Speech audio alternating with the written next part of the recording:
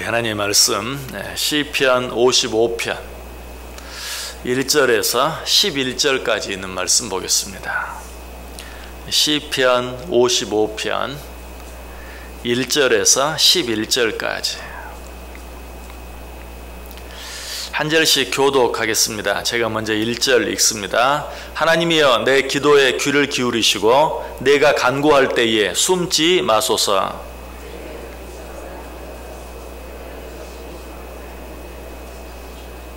이는 원수의 소리와 악인의 압제 때문이라. 그들이 죄악을 내게 더하며 노하여 나를 핍박하나이다.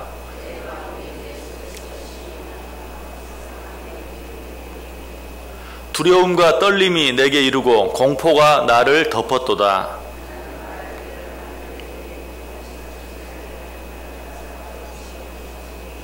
내가 멀리 날아가서 광야에 머무르리로다. 셀라.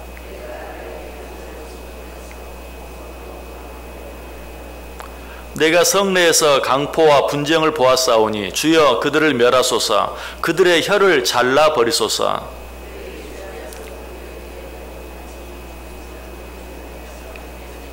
(11절) 같이 읽습니다. 악독이 그 중에 있고 압박과 속임수가 그 거리를 떠나지 아니하도다. 아멘.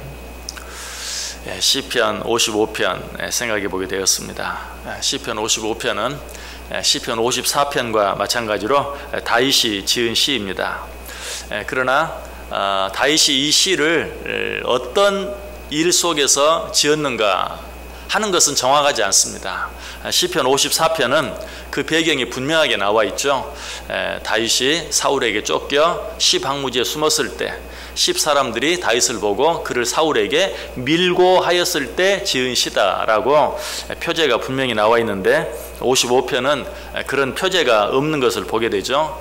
그래서 어떤 사람은 이 시는 54편과 같이 다윗이 사울에게 핍박을 당할 때, 쫓김을 당할 때 지은 시다 라고 말하는 사람도 있고, 또 어떤 사람은 아니다, 이 시는 다윗이 아들 압살롬의 반역을 피해서 도망 다닐 때 지은 시다라고 말하기도 합니다. 이처럼 이 시의 배경이 정확히 무엇인지는 알 수 없는데, 한 가지 분명한 것은 다윗이 극심한 어려움 가운데 지은 시다. 뭐 사울에게 쫓겨다니든지 아니면 아들에게 쫓겨다니든지 아니면 또 다른 사람, 또 다른 일 때문이든지 분명한 것은 다윗이 너무나 큰 어려움 가운데서 지은 시다.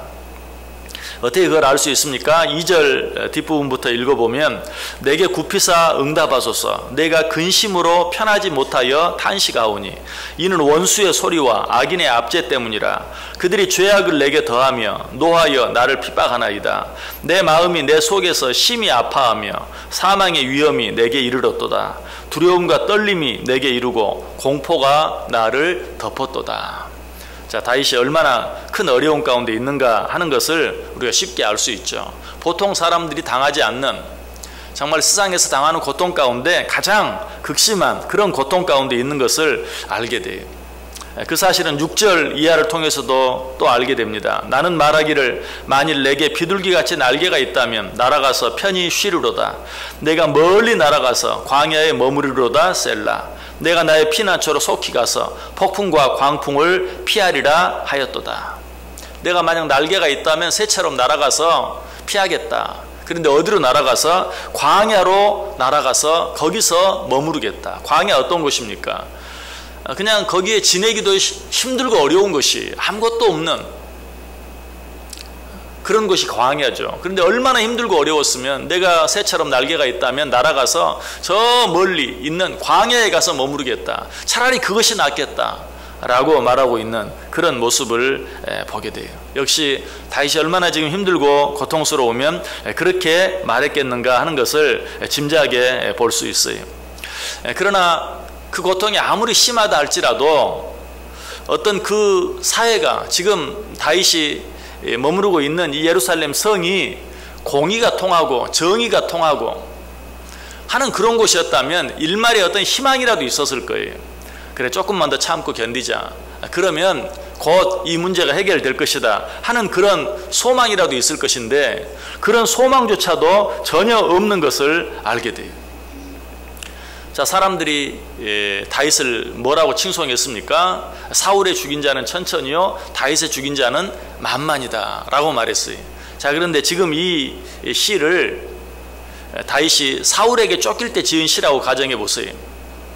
사람들이 다윗이 무슨 죄가 있느냐, 다윗이 잘못한 것이 뭐가 있느냐, 왜 왕인 당신은 다윗을 죽이려고 하느냐, 이렇게 일어나 주기라도 하고 또 다윗을 찾아와서 위로해 주기도 하고, 절대 당신은 아무 일도 없을 것이다, 우리가 너를 지켜줄 것이다, 당신은 우리의 생명의 은인이다, 당신이 우리를 지켜주었는데 우리도 당신을 지켜주겠다, 이런 분위기라도 되면 견딜만 한데 전혀 그런 분위기도 되지 않았다는 것이, 다윗이 전쟁에서 이기고 돌아왔을 때는 사울의 죽인 자는 천천히지만 다윗의 죽인 자는 만만이다 하면서 다윗을 높이고 찬송하는 것 같았는데, 정작 사울 왕이 다윗을 죽이려고 하고 쫓아다닐 때는 모르는 척 하는 것이, 자기들 살기에 급급하고 자기들 일에 바빠요. 자, 그런 예루살렘 성의 모습이 9절 이하에 잘 나타나 있어요. 내가 성 내에서 강포와 분쟁을 보았사오니 주여 그들을 멸하소서, 그들의 혀를 잘라버리소서. 그들이 주야로 성벽에 두루 다니니 성 중에는 죄악과 재난이 있으며 악독이 그 중에 있고 압박과 속임수가 그 거리를 떠나지 아니하도다. 자, 예루살렘 성 안의 모습을 지금 보여주고 있어요. 그런데 그 성 내에는 어떻다고요? 강포와 분쟁이 있었다. 또 성벽 위를 다니면서 성중을 보았더니 10절에는 뭐라고 말해요? 성 중에는 죄악과 재난이 있으며 악독이 그 중에 있고 압박과 속임수가 그 거리를 떠나지 아니하도다. 한번 예루살렘 성의 모습을 머릿속에 한번 그려보세요. 한마디로 총체적인 난국이, 어디도 정의가 없어요, 공의가 없어요, 정직이 없어요, 온갖 악독이 판을 치고 있어요. 지금 다윗이 억울한 일을 당하고 있지만, 억울하게 핍박을 당하고 고난을 당하고 있지만 누구 하나 그것을 알아주지 않고 돌아봐 주지 않아요. 변호해 주지 않아요. 한마디로 총체적인 난국에 지금 예루살렘 성이 처해 있는 것을 보게 돼요. 여러분, 예루살렘 성이 어떤 성입니까? 하나님의 백성들이 거하는 거룩한 도성이. 그런데 예루살렘이 어느 순간인가 이처럼 부패하고 타락해 버렸어요. 그 이유가 무엇일까요? 어떤 외부적인 공격 때문이었습니까?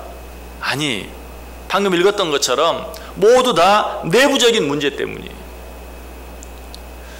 사실 예루살렘 이스라엘 백성들의 모습을 보면 외부적인 어떤 공격이 있을 때는 더 뭉쳐요, 더 단결해요, 어떤 문제를 해결하기 위해서 더 하나가 돼요. 그런데 지금 자기들 안에 내부적인 어떤 문제로 인하여 예루살렘 성은 지금 무너져 가고 있어요. 심각한 문제 가운데 봉착해 있는 것이, 이것이 우리에게 주는 교훈이 무엇입니까? 여러분, 우리를 넘어뜨리는 어떤 문제는 외부적인 문제가 아니라는 것이 항상 내부적인 문제예요. 외부적인 문제가 생기면 교회도 마찬가지입니다. 외부적인 어떤 문제가 있으면 더 강해져요, 더 하나가 돼요. 자, 이단이 침투해 와요. 그로 인해서 어려움이 닥쳐요. 그러면 교회는 더 깨어서 기도합니다. 그러나 교회가 어려움을 당하고 교회가 무너지게 되는 가장 중요한 이유는 무엇입니까? 그런 어떤 외부적인 이유 때문이 아니, 내부적인 어떤 문제가 생기면 너무나 힘없이 무너져버리고 많은 것을 보게 돼요. 사탄은 이것을 알아요. 그래서 교회를 어떤 외부적인 문제로 공격하지 않아요. 예를 들면 우리가 가끔 안타깝게도 교회가 무슨 태풍으로 인하여 어려움을 당하기도 하고 화재가 일어나서 어려움을 당하기도 하고, 여러분, 그런데 그런 일로 없어지는 교회는 없어요. 오히려 그런 일이 있으면요, 교인들이 더 똘똘 뭉쳐서 그 어려움을 극복하고 오히려 부흥의 계기가 돼요. 그런 것들 때문에 결코 교회가 어려움 당하지 않아요. 그런데 내부적으로 안에 어떤 문제가 있으면 너무 쉽게 무너지는 거예요. 사탄이 이걸 알기 때문에 교회를 어떤 외부적인 문제로 공격하려고 하지 않고 어떻게 합니까? 항상 내부적인 문제로 공격해요. 내부적인 공격을 하는데도 특별히 그 한 중심, 교회의 중심이 어디예요? 여러분, 깨어서 기도하는 자들이 교회의 중심이에요. 바로 여러분들이, 여러분 이 사실을 알아야 돼요. 하나님께서 우리 교회를 공격하려고 하면 여러분부터 공격이에요. 깨어서 기도하는 자들. 왜? 저 사람들만 없으면 이 교회는 금방 무너지기 때문에, 그걸 알기 때문에. 여러분, 그렇다고 또 너무 두려워하지 마세요. 하나님, 나를 공격하면 어떡하나. 그러니까 우리는 더 깨어서 기도해야 돼요.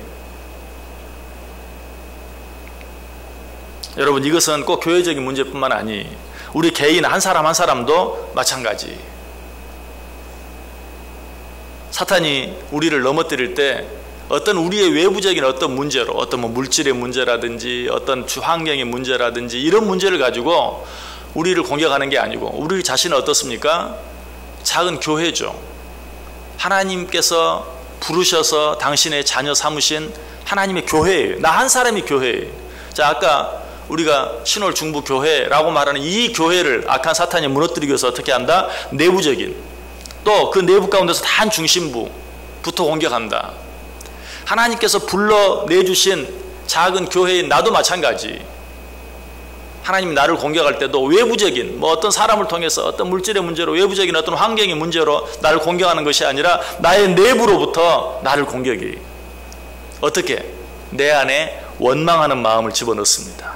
내 안에 불평하는 마음을 집어넣습니다. 내 안에 시기하고 미워하는 마음을 집어넣습니다. 그래서 나를 안으로부터 공격이.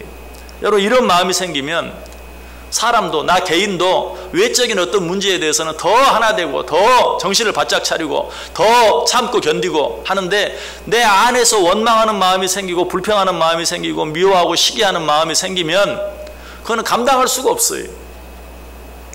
나 자신도 너무 쉽게 무너져 버려요. 그래서 성경은 우리에게 뭐라고 말합니까? 무릇 지킬 만한 그 어떤 것보다 내 마음을 지켜라. 다른 어떤 것을 지키는 것보다 내 마음을 지키는 것이 더 어렵다 라고 우리에게 말해주고 있는 것을 보게 돼요. 여러분, 그러므로 우리 마음을 늘 잘 살펴야 돼요. 내 마음에 눈꽃만큼이라도 원망하는 마음이나 불평하는 마음이 생기면 위기인 것을 알아야 돼요.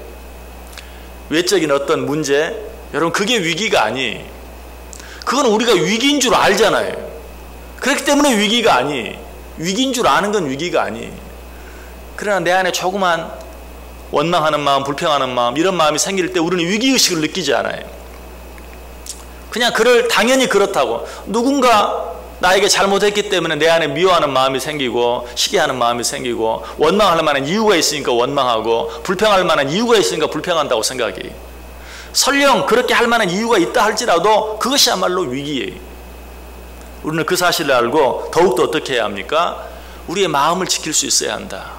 좀 넓게 이야기하면 깨어 더 기도할 수 있어야 돼요.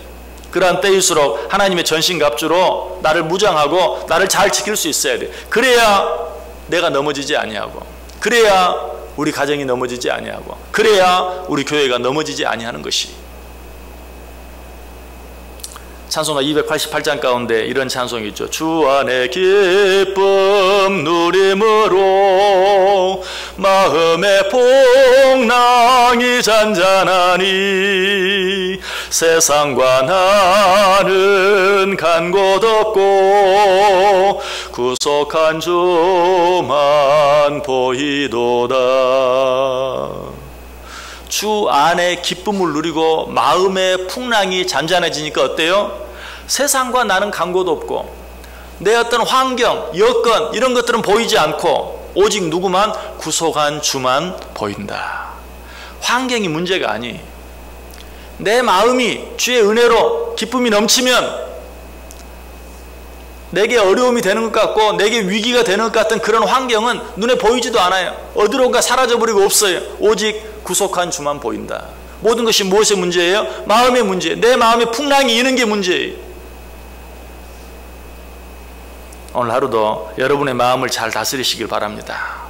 내 마음이 평안할 수 있도록, 내 마음에 감사가 넘칠 수 있도록, 내 마음에 사랑이 넘칠 수 있도록, 내 마음에 평안이 넘칠 수 있도록.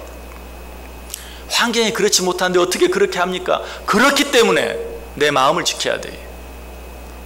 환경이 내 마음을 어떻게 만드는 것이 아니고 내 마음이 모든 환경을 바꿔놓을 수 있어요. 이 사실 믿고 더 깨어 기도함으로 내 마음을 지킴으로 말미암아 이 하루도 승리할 수 있는 저 여러분 꼭 될 수 있기를 주님의 이름으로 간절히 축원합니다.